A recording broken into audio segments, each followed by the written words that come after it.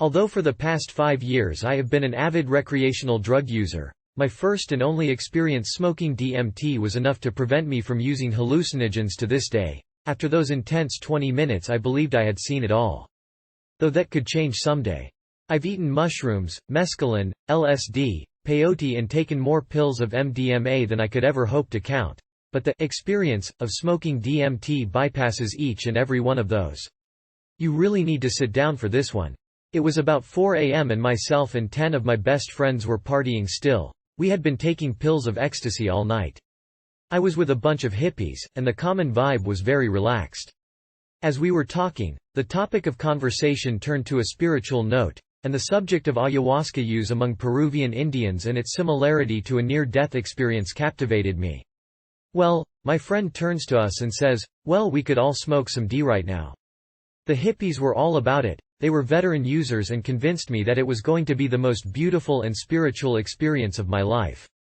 Considering I was on MDMA, I was all about the empathetic vibe and trying something new. After all, I was with the people I felt most comfortable with in my life. I would be fine. I was not ready for what was in store. I had the first hit, and as they told me to inhale as much as I could and hold it in, my lungs of steel took in the whole pipeful. I exhaled and a huge cloud of smoke escaped. Uh-oh. Was my only thought. That was a lot. About 20 seconds later, a tingling feeling rushed through my body straight up from my toes to my head. A colorful, geometric pattern fell over my vision of everything in the room. Not so bad, I said. My friend was talking me through it, asking if I was all right. Sure, it was pretty and I felt a mild rush of euphoria. Then, I was no longer in the room.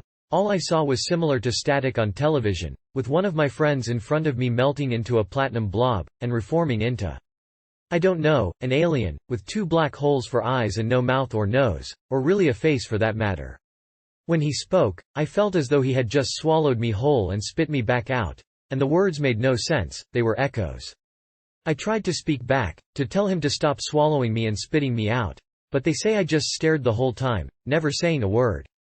I closed my eyes to make the craziness go away, but that only proceeded to cause myself to begin falling through space, not knowing which way was up.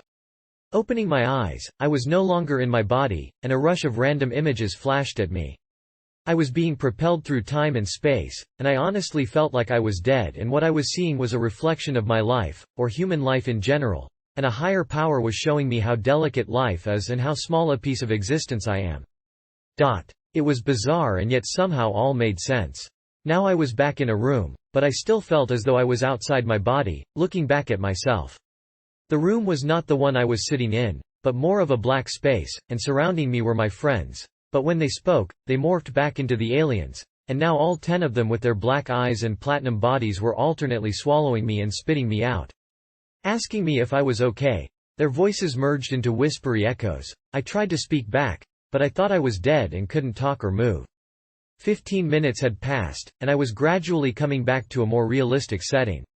I could see everyone sitting in a circle around me, but the rainbow geometric pattern was back over everything again. The voices continued to echo around me and I was still sure I was dead and my alien friends were trying to decide what to do with me. Next thing I know, everyone gets up and walks through a black doorway. They were just going downstairs, but I thought it was the other side, which may be considered heaven or hell to some, but I, on the other hand, haven't quite decided what it is yet. All I know is that when my best friend pulled me up to stand and walk toward the door, I hesitated, telling him I wasn't ready. I couldn't go through the door and leave my life behind. He laughed, realizing I still had no clue about what was going on, and led me down the stairs. I went willingly, because I didn't want to be left alone. At the bottom of the stairs what I saw was my friends, sitting around a table, and I realized it was over. I made it. But I felt changed inside. My description of what happened to me that night is not even close to the actual experience. Words could never completely describe it. Every psychedelic visual I had ever had prior to this was a definite distortion of reality, but I had never completely, meaning, mind, body, and spirit, ever completely left reality and saw what I did that early morning. I still feel to this day that smoking DMT changed my whole vision about what life is, and although it was the most intense experience I may ever have, and I do not desire to ever do it again, I do not regret 1 second. It was a journey that expanded my mind and let me see another side of existence. Ever seen the movie The Matrix? It is a reminder of many things I saw. Bizarre, yet it all made sense.